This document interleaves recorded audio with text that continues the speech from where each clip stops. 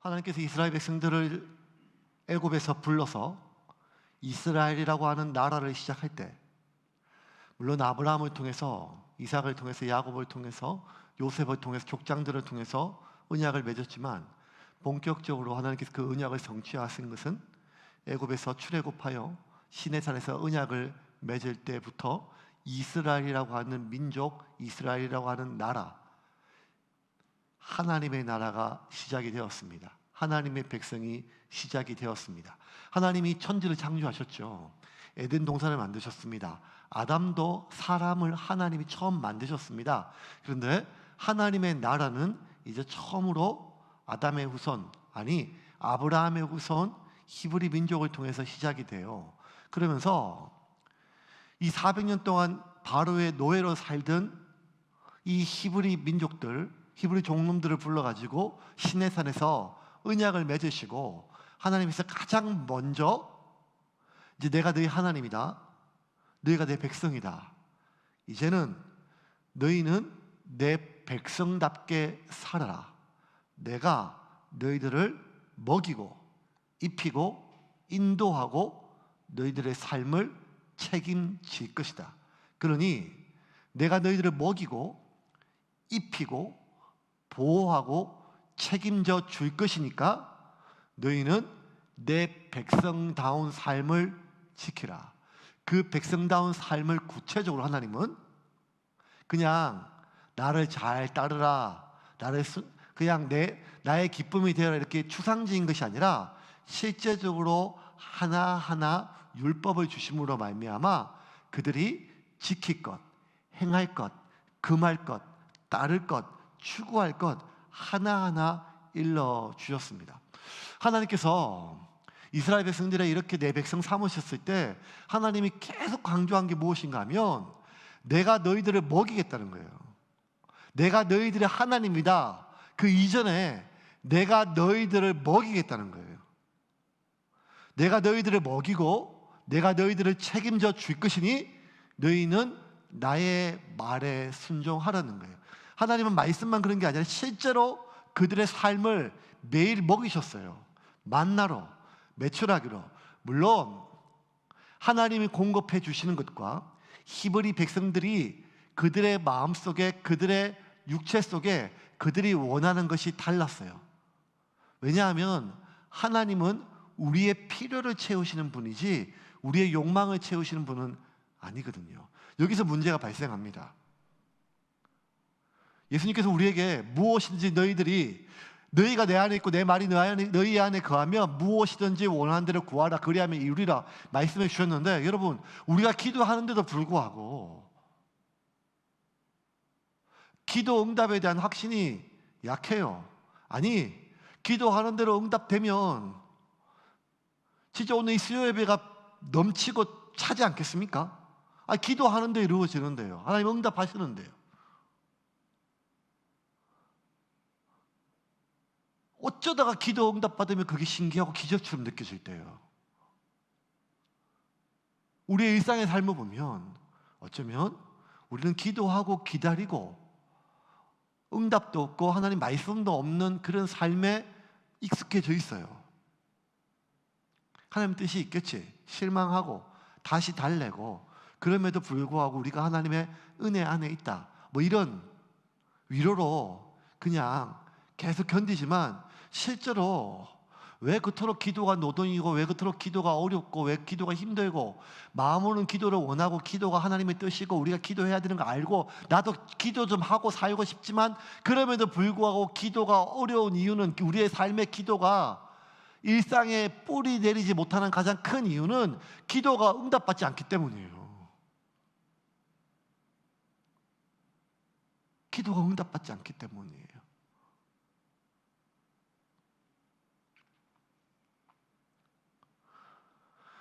하나님은 이스라엘 백성들에게 내가 너희들을 먹이겠다, 내가 너희들을 입히겠다, 내가 너를 책임져 주겠다라고 말씀하시고, 말씀으로 끝날 것이 아니라 믿음으로 이 광야를 견디는 것이 아니라 실제로 그들을 먹이셨어요.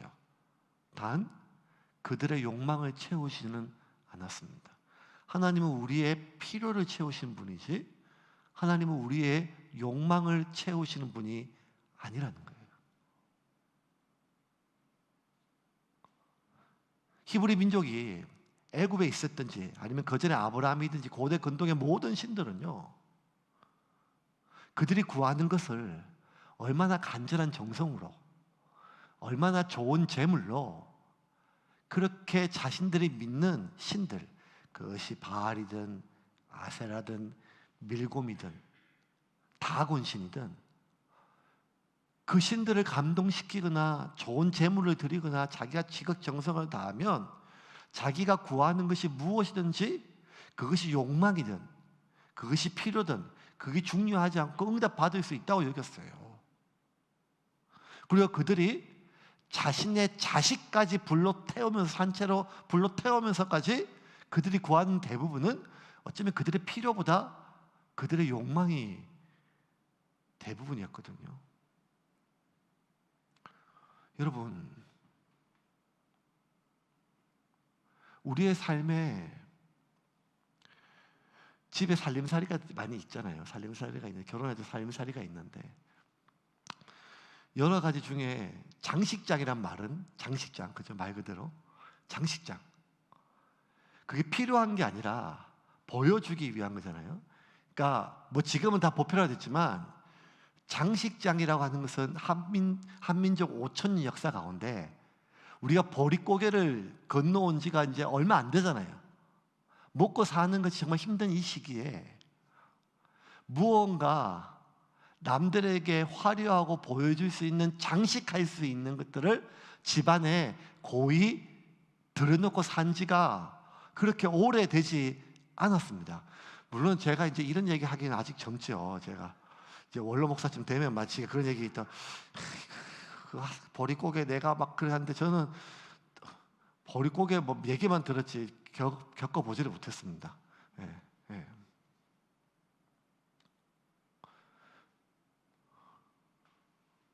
사치품이란 것은 뭔가 하면 어느 시기가 그거는 사치품으로 느끼지만 조금 지나면 그게 필수품으로 바뀌어요. 이게 중요해요. 어느 한 시기에 그 많은 물건들이 그때는 그 시기에 사치품으로 여겨져요. 장식장이든 뭐든. 근데 그게 한 세대만 지나면 이전 세대 분명히 그게 사치품인데 지금 세대는 그게 필수품이 돼요. 필요해서 필수품이 아니라 그게 없으면 허전하게 여겨지고 내가 무언가 남보다 못하게 여겨지기 때문입니다. 근데 어느 순간 살다 보면 정말 우리에게 필요한 것뿐만 아니라 필요한 것이 아니라 필요하다고 느껴지는 많은 그냥 우리의 생각에 욕망인데 그것이 반드시 필요하다고 느껴지는 많은 것들이 우리의 삶을 가득 채우는 것을 겪어요. 제가 제주도 가서 월급 없이 돈 없이 살 때 전부 다 한결같이 저한테 내려와서 이렇게 물어요. 목사님들 와서 휴가 때 내려와가지고 뭐 먹고 사냐? 어떻게 사냐? 두 가지 항상 물어봐요. 뭐 먹고 사냐? 어떻게 사냐? 뭐 먹고 사는지 지들이 몰라요. 우리 집에서 다 밥을 먹어놓고 내려와서 우리 집에서 하루 3끼 일주일 내내 꼬박꼬박 밥을 해 댔으니까 지들도 먹고 나도 같이 먹었잖아요. 그러니까 밥 먹었어요. 뭐 먹고 사냐? 어떻게 사냐? 그 말이에요. 그러면 제가 하도 지겨워가지고 벽에 써붙일 걸 나중에 생각하다가 이렇게 얘기했어요. 밥 먹고 살지. 피식 웃으면 그 돈을 어떻게 하냐? 그러니까 이렇게 얘기했어요. 쌀이 제일 싸. 쌀이 제일 싸. 쌀이 제일 싸. 우리가 뭐 먹고 사나 하지만 지금 여러분 쌀이 제일 싸잖아요, 사실. 그죠? 우리가 한 달 받는 월급으로 그 월급의 10분의 1만 쌀을 사놓으면 1년 먹잖아요. 물론 좀 많이 먹는 분은 좀 이렇게 좀 할 수도 있겠지만. 그러면 우리의 삶의 많은 부분에 있어서 우리가 결핍을 느끼고 불안하고 현재도 불안하고 노후도 불안하고 많은 것을 불안하다는 것은 진짜 뭐 굶어 죽을까 뭐 이런 게 아니라 남들이 누리던 만큼의 그 삶의 수준을 내가 누리지 못함으로 인하여 내가 비참함을 느낄까? 그것이 우리의 불안을 채우거든요. 근데 하나님은 처음부터 그게 아니고 내가 너희들을 먹인다, 책임진다, 인도한다 라는 것이었어요. 그게 하나님의 백성 이스라엘의 출발이었어요. 그런데 이스라엘 백성들이 그들의 마지막 패망하고 북이스라엘이 망하고 남유다까지 다 망해서 포로로 잡혀갈 때까지 그들이 멸망했던 가장 중요한 이유라 유일한 이유는 무엇인가 하면 우상숭배였거든요. 그 우상숭배는 하나님을 배반하고 하나님을 버린 것이 아니라 하나님과 겸하여 다른 신을 섬겼어요. 다른 신이 결국에는 바알이든 아세라 많은 것이 있지만 결국에 그 모든 것들은 물질적 풍요라고 하는 만몬이었어요. 물질의 신. 이스라엘 백성들은 내가 하나님의 말씀을 순종하여 가난하게 살기보다 하나님과 겸하여 바알을 섬김으로 말미암아 풍요로운 삶을 그들이 선택했고, 그것이 하나님 앞에 얼마나 죄악이고 하나님의 진노임을 수많은 선지자들을 통해서 계속 경고를 받았음에도 불구하고 그들은 몰라서가 아니라 자신의 풍요로운 삶을 포기하지 못해서 그들은 결국 그들의 삶이 멸망했어요. 굶어 죽은 게 아니라 멸망했다는 거예요. 굶어 죽은 것이 아니라 심판당했다는 거예요. 굶어 죽은 것이 아니라 그 땅에서 쫓겨나게 되었다는 것입니다. 북이스라엘과 남유다가 나눠지고, 여러분, 북이스라엘과 남유다는 유다 한민족이고 나머지 열지파가 북이스라엘인데요. 남유다는 북이스라엘에게 경제적으로 뭐 상대가 안 돼요. 왜냐하면 남유다는 거의 다 지파도 인구수도 적고 거의 광야예요, 광야. 이스라엘은, 여러분, 이스라엘 가보면요, TV 같은 데 보시면 이렇게 무슨 여행하는 프로그램 보시면 이스라엘 사막만 있는 게 남쪽만 사막이 있지, 저쪽에 북쪽에 갈릴리 지역 보면요 1년 사시사철 가을 날씨고 굉장히 풍요로운 곡창지대가 있어요. 먹을 게 아주 풍성한 땅, 좋은 땅이에요. 그게 다 북이스라엘 땅이에요. 그래서 북이스라엘에서 가장 풍요롭고 가장 경이로웠을 때가, 가장 왕성했을 때가 우리가 2주 전에 살펴본 것처럼 오므리 왕조, 오므리와 아합이었었어요. 그리고 그들의 가장 강력한 왕국이었고, 남유다는 북이스라엘 거의 속국이었었어요. 부두면 오고 가고 이랬었어요. 왕이 신하처럼. 그런데 그 북이스라엘의 가장 풍요로웠던 정점에 있었던 오므리 왕조의 아합, 그들의 통치 이념은 하나였어요. 백성들의 지지를 얻기 위해서, 백성들의 지지가 약해지면 반드시 반역이 일어나니까, 자신들이 그렇게 정권을 잡았으니까 백성들의 계속 일관된 지지를 얻기 위해서는 백성들이 뭘 원하는지를 채워줘야 됐거든요. 그게 뭐였는가 하면 신앙이 아니었어요. 하나님의 말씀이 아니었어요. 백성들이 원하는 것은 풍요였어요. 그리고 그 풍요로운 삶을 위해서 반드시 필요한 것이 가장 경제교육국, 최대 경제교육국인 두로와 시돈과의 교역이었고, 두로와 시돈은 바알 수출국가, 바알 선교국가였거든요. 두로의 왕이 바알의 제사장이에요.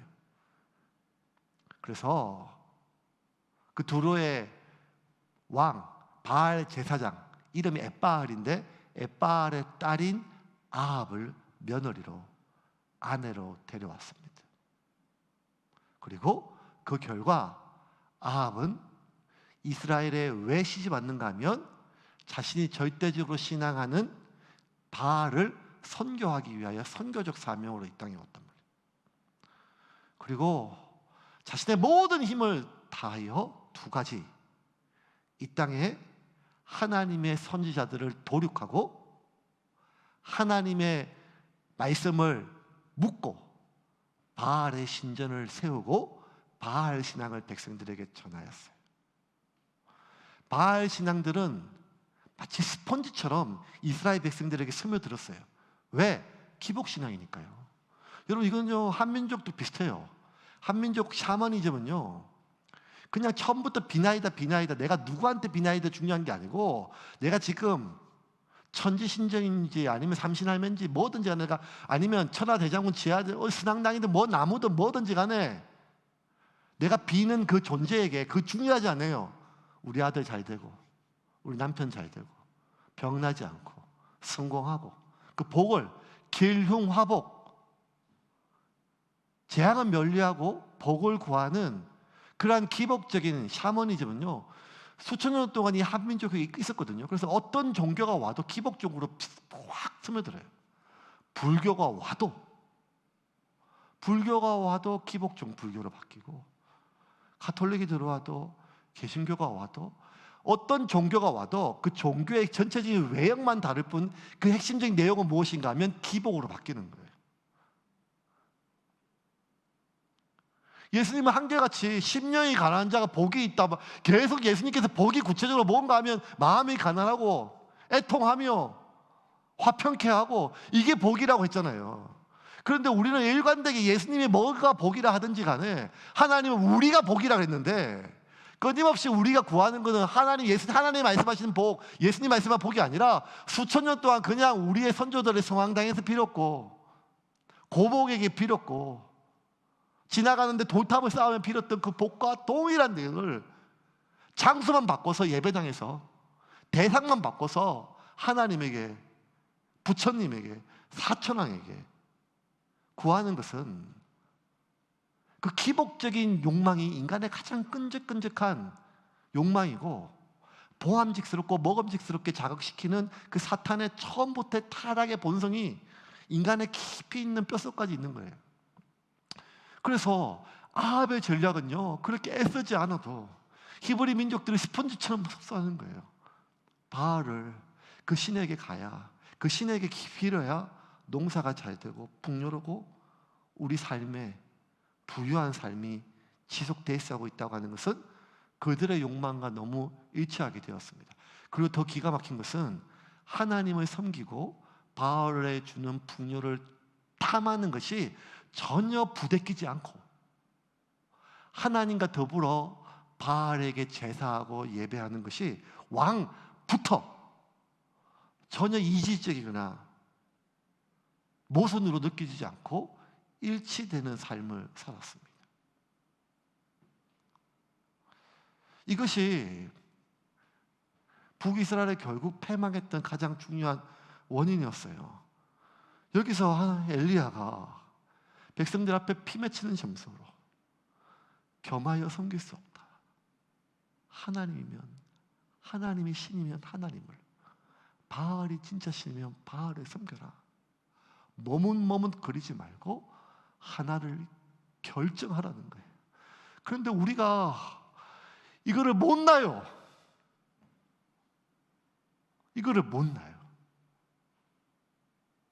하나님은 처음부터 우리를 책임져 주신다 그랬거든요. 나한테 던져라. 너희 자신을 나한테 던져라. 신앙은 던지는 것이다. 신앙은 너를 통째로 나한테 던지는 것이다. 내가 책임져 줄게. 너의 현재와 너의 미래와 너의 모든 삶을 내가 책임져 줄게. 나한테 나를 던지고 네가 너 자신을 나한테 던진다는 것은 내 말에 순종한다는 것이다.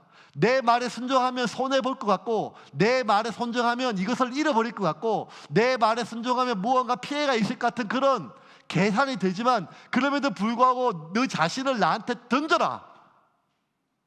이게 신앙이었거든요. 하나님 처음부터 얘기했던. 왜냐하면 너의 도움은 나밖에 없다는 거예요.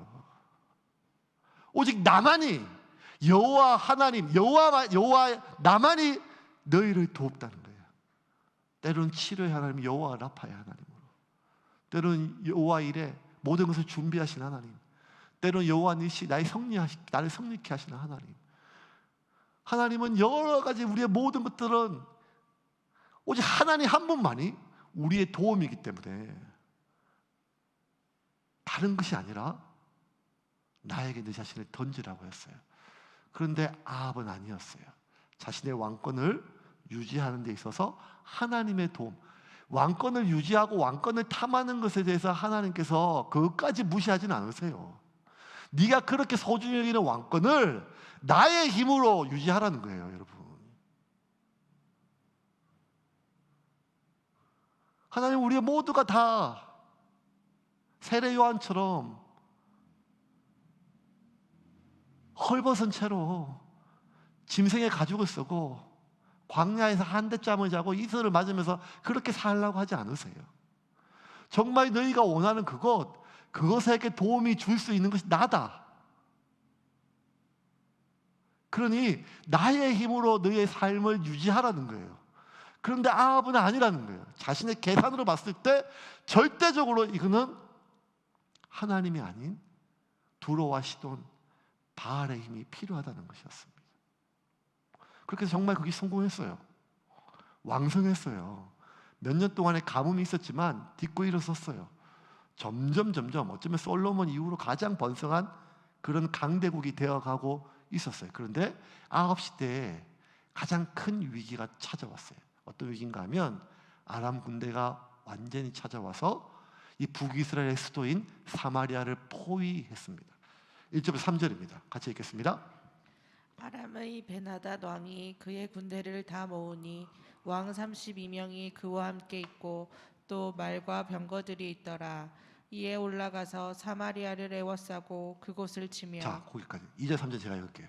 코로나에서 지금 회복된 지 얼마 안 돼서 아직 지금 목이 깜짝 놀랐습니다. 제가 집에 보낼 걸 괜히 있어라 해가지고. 원래 말씀에 있던 성씨 자매가 지금 코로나로 집에 있거든요. 이번 주일은 거의 뭐 앞에 찬양 인도자도 그렇고 지금 여러분 눈에 안 보이면 다 코로나입니다. 제가 항상 오늘이 마지막 주다, 내가 다음 주에 내가 못 쓸 수 있다 이런 마음으로 제가 썼는데, 어쨌든 사자들은 성 안에 있는 이스라엘 아합 왕에게 보내 이르기를 베나닷이 그에게 이르되 내 은금은 내 것이요 내 아내들과 내 자녀들의 아름다운 자도 내 것이라 하매. 와서 뭐라고 하면 네 자식도 내 거고 네 아내도 내 거고 내 거 다 한다. 완전히 포위해가지고. 자, 아합이 머리가 얼마나 잘 돌아가요. 상황을 분석했어요. 이거 싸울까? 붙어야 되나? 다 뺏어야 되나? 다 바쳐야 되나? 어떻게 세운 나라인데, 어떻게 만든 나라인데, 여기까지 올 때까지 내가 어떤 꼴을 다 봤는데 이걸 통째로 내놓아야 되나? 고민했는데 아무리 계산해도 계산이 안 나와요. 너무 강하고 너무 많아요. 포위를 됐으니까요. 그래서 항복을 해요. 베나닷 왕이시여, 당신이 원하는 것을 내가 다 내어드리니라. 4절 같이 읽겠습니다. 4절입니다. 4절 말씀 같이 읽겠습니다.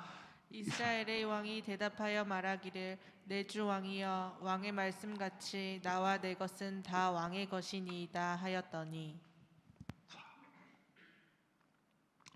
이게 얼마나 치욕스러운 거예요. 내 아내도 내 자식도 내 자산도 다 왕의 것입니다. 요구하시는 것을 제가 다 내어드리겠습니다. 조공을 바치겠습니다. 땅이라도 드리겠습니다. 그런데 여러분, 더 큰 것을 요구하는 거예요. 다시 사신들을 보내서 너의 신하와 이 땅에 있는 모든 것들을 다 나에게 내놓으라고 요구를 합니다. 5절과 6절입니다. 사신들이 다시 와서 이르되 베나닷이 이르노라. 내가 이미 내게 사람을 보내어 말하기를 너는 내 은금과 아내들과 자녀들을 내게 넘기라 하였거니와 내일 이맘때에 내가 내 신하들을 내게 보내리니 그들이 내 집과 내 신하들의 집을 수색하여 내 눈이 기뻐하는 것을 그들의 손으로 잡아 가져가리라 한지라. 군대가 들어와서 신하들이 와서 집집만 다 돌아다녀가지고 다 가져간다는 거예요. 그럴 수는 없죠. 고민이 많이 됐습니다. 도저히 받아들일 수 없어요. 이러면 나라가, 백성들이 살 수가 없고 유지가 안 됩니다. 어떻게 해야 될까? 이 절대절명의 위기입니다. 정말 인생의 위기가 왔어요. 아합 인생의 가장 큰 위기예요. 자, 여러분, 사람마다 인생의 위기가 닥치면 그 위기를 해결하는 3가지 패턴이 있어요. 사람마다, 보통 대부분의 사람들. 첫 번째는 뭔가 하면, 첫 번째는 정말 여기서 나한테 도움이 될 만한 사람한테 도움을 구해요. 애굽한테 군대를 요청하든지, 아니면 정말 돈을 구워줄 수 있는 사람에게, 가족한테, 누구한테 얘기하든지, 아니면 힘을 써주자. 어떤 사람은 어떤 실제적 도움이 아니라 이 문제를 어떻게 해결하는 것이 맞는지 방법이나 지혜를 구하기 위해서 이 문제를 해결할 지혜가 있는 사람, 자기가 신뢰할 수 있는, 그러니까 실제적 도움이 아니라 지혜를 구하는 사람이 있어요. 세 번째는 어떤 사람인가 하면 도움이나 지혜 말고 일단 너무 지금 마음이 속상해, 마음이 속이 너무너무 상해요. 그러니까 자기를 위로해 줄 사람한테 일단 전화를 해요. 속상한 마음을 막 풀고 욕을 하고, 배나다 저 인간도 아니다, 이렇게까지 할 수 있냐, 저기 사람 저기 왕이 저기 여기까지 오느라고 얼마나 했는데 하면서 그냥 계속 해가지고 오늘 아침에도 전화가 하나 왔어요. 제가 3년이나 4년이나 5년 만에 전화 오면 제가 깜짝깜짝 놀래요. 무슨 일이 생긴 거야. 생전 연락이 없고 그러다 한 번씩 전화 올 때마다 제가 무조건 벌떡벌떡 받아요. 무슨 일이냐 이렇게 하면 막 또 얘기를 해요. 그래가지고 지금 막 그냥 뭐 있다고 막 하고 참 일관돼요. 한 4, 5년, 6, 7년 만에 한 번씩 딱 전화하면 그냥 마치 어제 전화한 것처럼, 어제까지 계속 전화한 것처럼 사람처럼 막 20분, 30분, 40분 동안 그때 6, 7년 동안 있었던 힘든 일을 다 저한테 얘기를 해요. 그래서 제가 다 듣고 그래서 막 얘기를 해요. 그러면서 막 다 쏟고 나면 막 갑자기 정신이 드는지, 아유 목사님 제가 죄송해요. 제가 갑자기 이렇게 전화해서 그걸 처음에 얘기하고 시작하지 않습니까?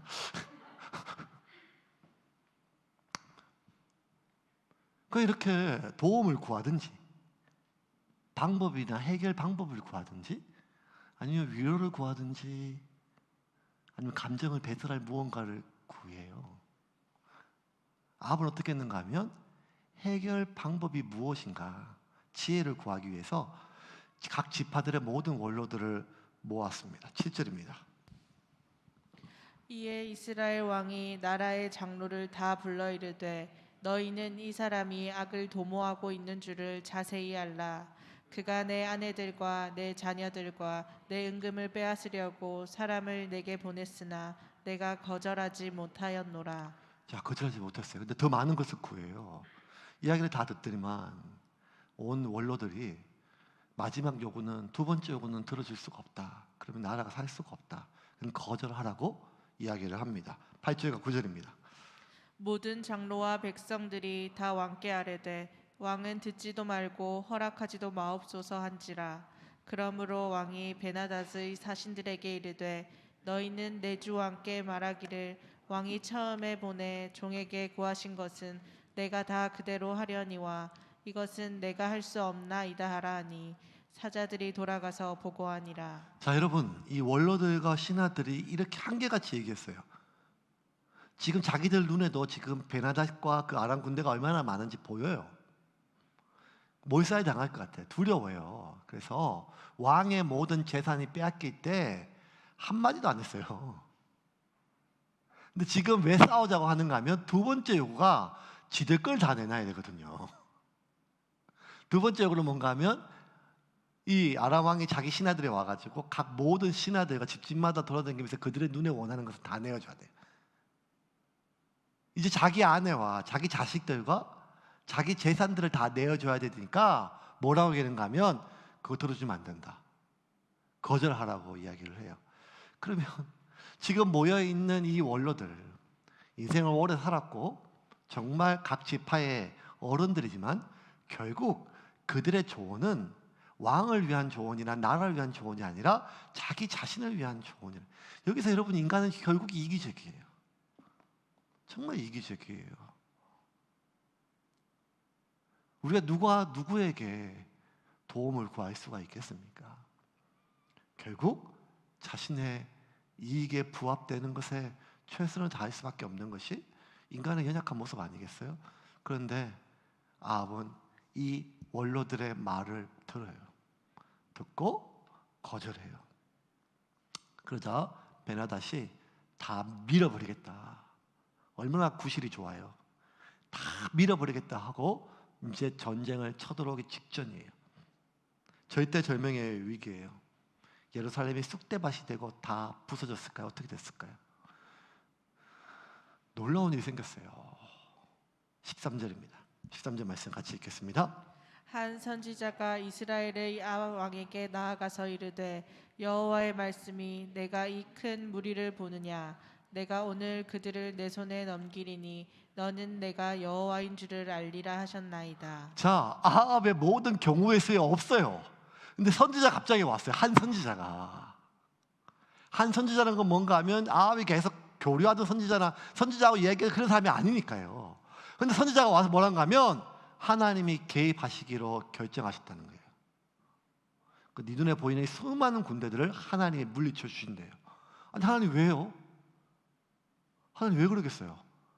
하나님을 믿지도, 아니 물론 하나님 버린 건 아니지만 아합도 하나님께 예배해요. 지금 바알과 함께 교묘하게 줄타서 하는 거죠. 정치인들 그러잖아요. 오늘은 주일 예배 드리고 오후에는 동화사에 가서 또 예불도 드리고 뭐 하잖아요. 선거 때가 되면. 그런데 왜 하나님의 아합을 돕겠어요? 오히려 하나님을 멸시하고 하나님의 선지자를 도륙하는 이세벨이 더 죽일 때 다 허용했었고 모른 채 했던 이 아합을 하나님께서 왜 아꼈어요? 한 말씀 하세요. 13절 제가 읽고 13절 다시 한번 13절 말씀. 13절 말씀. 한 선지자 이스라엘 아합에게 나아가서 이르되 여호와의 말씀이 내게 이 큰 무리를 보느냐 내가 오늘 그들을 내 손에 넘기리니 왜? 너는 내가 여호와인 줄을 알리라. 여호와란 뜻이 언약의 하나님이라는 뜻이잖아요. 언약의 하나님, 언약을 반드시 성취하는 하나님. 나는 이스라엘과 맺은 언약을 지키겠다는 거예요. 이스라엘은 나와 맺은 언약을 버렸지만 너는 나와의 모든 언약을 버렸지만 나에 대한 아합의 태도와 상관없이 나는 내가 너희와 맺은 언약을 성취하겠다. 왜? 그게 나다. 여호와다. 여호와는 언약의 하나님, 언약을 반드시 성취하시는 하나님이라는 거예요. 하나님께서 왜 그렇게 하시겠어요? 그렇게 내가 누구인지를 알게 하기 위해서. 결국 너희의 도움은 나밖에 없다는 거예요. 결국 너희들을 도울 수 있는 사람은 실제적 도움은 나밖에 없다는 거예요. 내가 너희들이 나를 신뢰하든 신뢰하지 않든 간에 결국 너희들이 이 세상 속에서 살아갈 수 있는 힘은 수많은 강대국 속에서 이 광야 같은 속에서 이 전쟁터에서 너희가 살 수 있는 것은 나의 도움으로 산다는 거예요. 그걸 알게 하기 위해서. 그래서 이스라엘 백성들이 하나님께 돌이키게 하기 위해서 하나님께서 그렇게 하신다는 거예요. 20장에서 내가 여호와인 줄 알게 하리라 하는 말이 2번씩이나 나와요. 20장. 결국 하나님께서 그 말씀을 전해줘요. 이 말씀을 전해 듣고 아합이 얼마나 반가웠을까요? 그 마지막 절대 절명에 이스라엘 모든 지파의 원로들을 불러 들이정 선지자 하나 부르지 않았어요. 자신의 어떤 수많은 경우의 수에 밖에 있었단 말이에요. 블레셋과 아람 군대와 싸우겠다고 베라다고 하는 게 그렇게 큰 소리 쳤지만 얼마나 지금 두렵고 떨리겠어요. 지금 여러분 러시아하고 우크라이나 그런 거 아니겠어요? 지금 완전히 포위해가지고 완전히 그냥 파멸당하기 직전이에요. 말은 했지만 그렇게 두렵고 떠는데 하나님께서 반드시 이 모든 것들을 물리쳐 주시겠다고 하는 약속을 주는데 생전 하나님 말씀에 그렇게 신뢰하지 않다. 그 말에 갑자기 믿음이 생겼어요. 그것 말고는 방법이 없으니까요. 그리고 정말 하나님께서는 하나님의 능력으로 그 모든 아람 군대를 물리쳐 줘요. 여러분, 결국 이스라엘은요, 출애굽부터 그들이 군대나 군사가 아니라 하나님이 그들을 보호하심으로 말미암아 나라가 되었고 하나님이 그들을 보호하심으로 말미암아 아모리 7족속을 몰아내었고 하나님이 그들을 인도하시고 보호하시고 하나님께서 싸우심으로 말미암아 그들이 그 팔레스틴 지역에 있는 수많은 이방 중에서 살아남을 수 있었거든요. 이스라엘의 안전은, 이스라엘의 평안은, 이스라엘의 삶은, 이스라엘의 생존은 결국 하나님이 지켜주셔야 유지될 수 있는 삶이었어요. 근데 여러분 20장에 본문이 이상한 게 하나 있어요. 그게 뭔가 하면 열왕기상 16장부터 끝까지 이제 아합 이야기가 나와요. 아합이 굉장히 중요해요. 북이스라엘 가장 강대국이었으니까.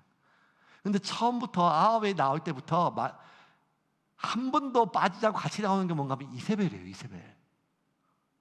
왜냐하면 이 오므리 왕조의 가장 중요한 지탱하는 기둥이니까요.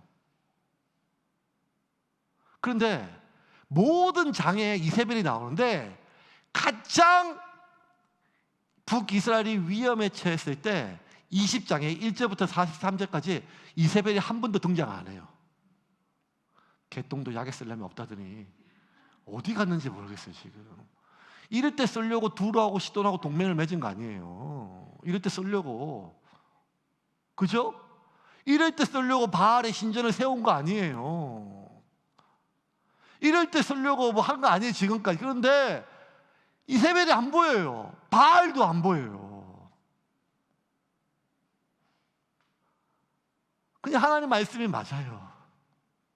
내가 왜 이렇게 하는가 하면 나는 여호와인 줄 너희에게 알게 하기 위해서. 나는 너희의 언약을 맺고 너희와 맺었던 언약을 반드시 성취하는, 나에 대한 너희의 태도와 상관없이 내가 너희에 맺었던 그 언약으로 나의 선택을 내가 책임지겠다. 그게 여호와이거든요. 내가 그 여호와인 줄 너희에게 알게 하기 위해서예요. 너희의 도움은 나뿐이라는 거예요. 그래서 시편 121편에 보면요, 1절 2절에 시편 기자는 이렇게 고백해요. 시편 121편 1절과 2절입니다. 내가 산을 향하여 눈을 들리라. 산을 왜 보겠어요? 사방에 우겨싸움을 당하거든요. 적들이 쳐들어오고 도망갈 데도 없고 이길 수도 없어요. 내가 산을 향하여 눈을 들리라. 나의 도움이 어디서 올까? 살다 보면 우리 이럴 때 오잖아요. 진짜 이제는 더 이상 전화할 데가 없고, 더 이상 누구한테 도움을 구할 수도 없고, 무언가 해결의 방법도 안 보이고, 더 이상 누군가의 위로조차도 의미가 없는 순간이 있어요. 정말 하늘밖에, 아니 하늘도 쳐다보기 싫고 눈을 그냥 안 떴으면 좋겠어요. 내가 산을 향하여 눈을 들리라. 나의 도움이 어디서 올까? 나의 도움은 천지를 지으신 여호와께서로다. 여호와께서로다. 그러면서 하나님은 얘기했어요. 너희가 애굽을 의지하지 말고 그 수많은 군마와 마병을 의지하지 말라. 너희의 도움은 여호와 나, 언약을 성취하고 약속을 지키는 여호와 하나님 나 외에는 너희의 도움이 없다는 거예요. 이거를 이스라엘에 알게 하기 위해서였어요. 결국 하나님의 능력으로 다 물리쳤어요. 19절부터 21절까지 같이 읽겠습니다. 각 지방 고관의 청년들과 그들을 따르는 군대가 성읍에서 나가서 각각 적군을 쳐 죽임에 아람 사람이 도망하는지라. 이스라엘이 쫓으니 아람 왕 베나다시 말을 타고 마병과 더불어 도망하여 피하니라. 이스라엘 왕이 나가서 말과 병거를 치고 또 아람 사람을 쳐서 크게 이겼더라. 그 엄청난 대군을요, 작은 얼마 안 되는 군대로 이겼어요. 그리고 아람 왕이요 도망갔어요. 승리했잖아요. 얼마나 좋아요. 기뻐요. 죽다 살았으니까. 자기 아내도 자기 자식도 내어주지 않고 재산도 내어주지 않고 백성도 좋고 신하도 좋고. 왕은 얼마나 좋아요. 왕은 손도 안 대고 코를 풀었으니까요. 승리에 완전히 도취됐을 때 선지자가 이렇게 얘기를 해줘요. 너무 좋아하지 마라. 내년에 또 온다. 그러면서 왕이 해야 될 일에 대해서 알려줘요. 22절입니다. 같이 읽겠습니다. 그 선지자가 이스라엘 왕에게 나와 이르되 왕은 가서 힘을 기르고 왕께서 행할 일을 알고 준비하소서. 해가 바뀌면 아람 왕이 왕을 치러 오리이다 하니라. 이게 되게 중요해요. 자, 지금 바알과 두로와 시돈 그 모든 역학 속에서 모든 그러한 경제적 관점에서 자기의 왕권을 유지하고 정치적 관점에서 수많은 여러 가지 어떤 정치공학적으로 이런 욕망들의 사람들을 잘 이용해가지고 여기까지 왔는데 어느 한순간 보니까 지금까지 자기가 길을 쓰고 쌓아왔던 모든 것들을 한순간에 잃을 수밖에 없는 것이 인간의 연약한 운명인데 다시 한번 하나님의 도움으로 이 위기를 넘었어요. 바알이 아니었어요. 이세벨이 아니었어요. 두로와 시돈이 아니었어요. 하나님이었어요. 자기가 던져놓았고 내팽개쳐 놓았던 자신의 모든 해결 방법의 경우의 수에 없었던 그랬었어요. 근데 그 하나님이 하나님의 힘으로 해줬어요. 그런데 그 위기가 내년에 또 온대요. 그러니 왕은 왕의 일을 준비하소서라고 얘기를 해요. 지금 선지자가 왕이 준비해야 할 일이 뭐라고 할까요? 군대를 정비하고 무기를 준비하고 전차와 마병, 동맹을 유지하는 것, 물론 그럴 수 있겠죠. 그런데 여러분, 아니에요. 지금 하나님이 선지자를 통해서 왕에게, 아합에게, 백성에게 준비하라고 하는 거 하나밖에 없어요.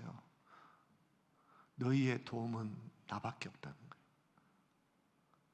그러므로 너희가 나의 도움을 받을 수 있도록, 위기 상황에 나의 도움을 받을 수 있도록 너희가 하나님 앞에서, 말씀 안에서 너희의 신앙을 회복하라는 말씀이에요. 왜? 내년에 온다는 것은 이런 위기는 계속 반복될 텐데 그때마다 어차피 너희가 군사로 싸울 수 있는 승리가 아니라는 거예요.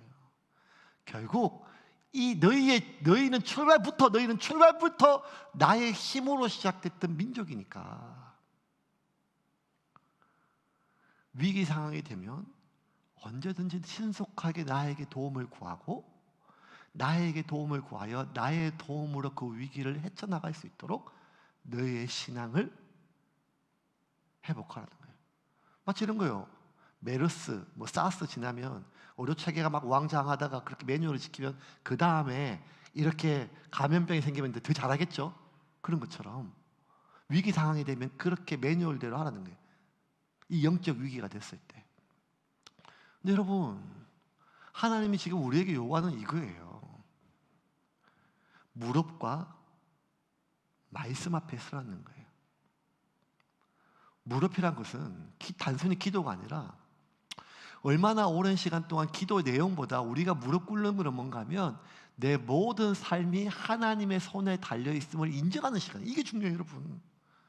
기도가 얼마나 깊은 하나님과의 친밀감이 있느냐, 기도할 때 얼마나 기도 내용이 하나님 마음에 합한가, 기도하는 내용이 응답되었나, 이런 것들 다 우리 관점이지만 하나님이 우리에게 기도를 명령하시고 기도를 허락하신 뭔가 하면 우리가 무릎을 꿇는 그 순간만큼은 우리가 뭘 인정하는가 하면 하나님이 이 문제가 하나님께 달려 있습니다.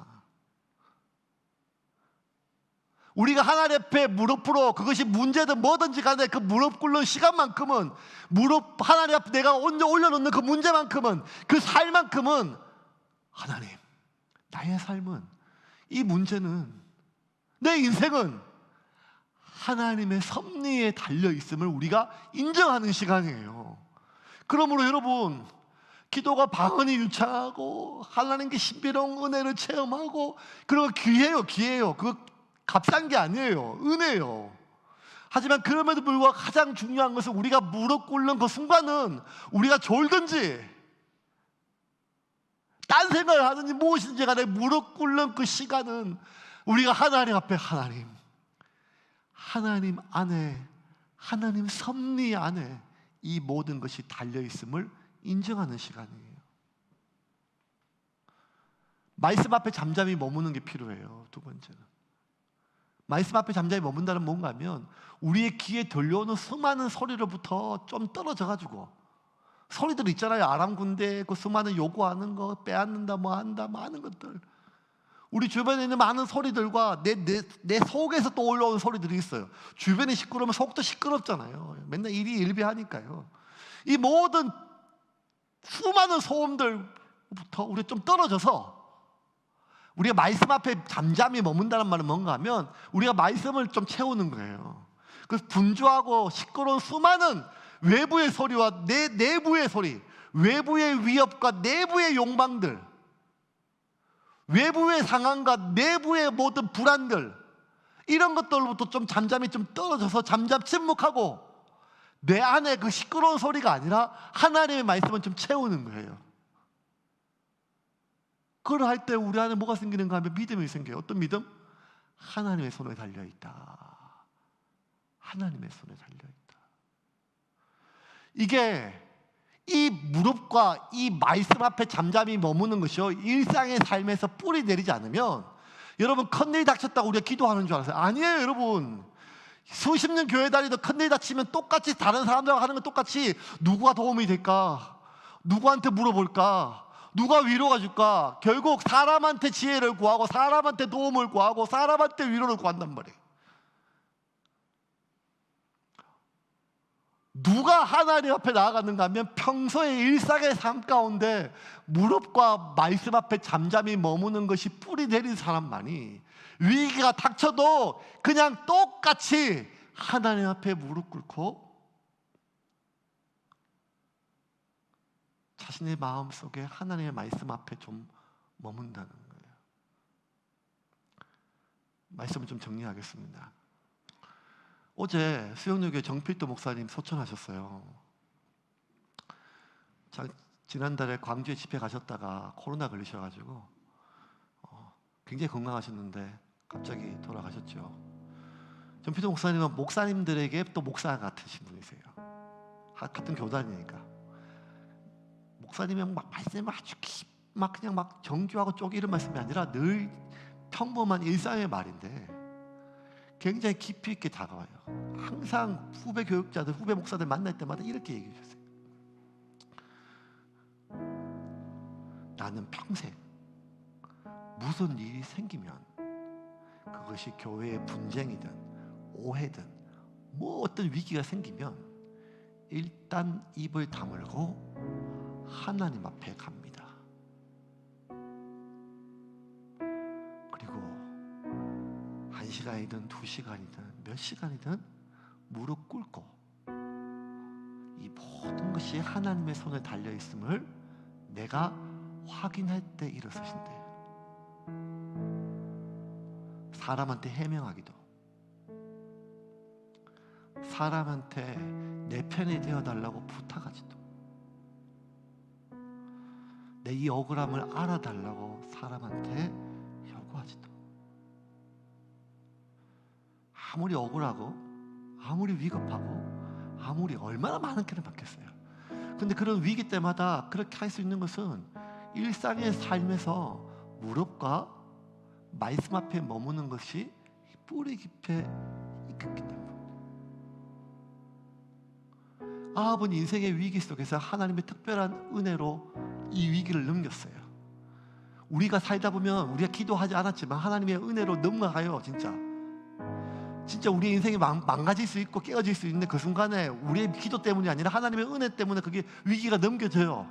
그러면 그 위기가 지나갔을 때 우리가 뭘 해야 되는가 하면, 우리가 해야 할 일을 준비해야 되는데 그게 뭔가 하면 무릎과 말씀 앞에 잠잠히 머무는 것을 일상에 깊이 뿌리를 내릴 수 있도록 내 삶에 심고 또 심어야 돼요. 그런데 아합이 이걸 안 했어요. 그 이듬해 또 쳐들어왔어요. 쳐들어왔는데 하나님의 특별한 도우심으로 또 물리쳤어요. 하나님이 그 아람 왕 베나닷을 죽이라고 말씀 명령하셨음에도 불구하고 마지막 죽이는 순간까지 포위돼서 포로로 잡혀왔는데 죽이지가 않아요. 왜? 이 인간을 죽이면 아람 군대의 보복이 두렵고, 두 번째, 아람 건너편의 북쪽에 아스루 신흥 국가가 점점 강대국이 되는데, 저 아세루를 견제하기 위해서는 이제 이 아람의 도움이 필요한 거예요. 아합은 뼛속같이 머리가 팍팍 돌아가요. 이 순간에 하나님의 명령이 아니라 그 마지막 순간에도 내가 이 인간을 죽이는 것이 나한테 도움이 되는지, 이 인간을 살리는 것이 나한테 도움이 되는지 그걸 계산하는 거예요. 하나님의 명령이 뭔지가 아니라 그 마지막 순간까지도 하나님은 죽이라고 했는데, 그래서 마지막 순간에 그 아람 왕을 살려줘요. 그리고 몇 해가 지나 결국 아람의 손에 본인이 죽어요. 아수르에게 죽는 것이 아니고 다른 나라에 죽는 것이 아니고. 여러분, 아합은 처음부터 끝까지 자신의 도움을 만들기 위해서 사람에게, 바알에게, 이세벨에게, 두로에게, 시돈에게, 아람 왕에게 평생을 자신의 도움이 될 수 있는 것을 심고 평생을 자신의 도움이 될 것 같은 사람에게 비굴하게 부탁하고 평생을 자신의 도움을 청하며 살았어요.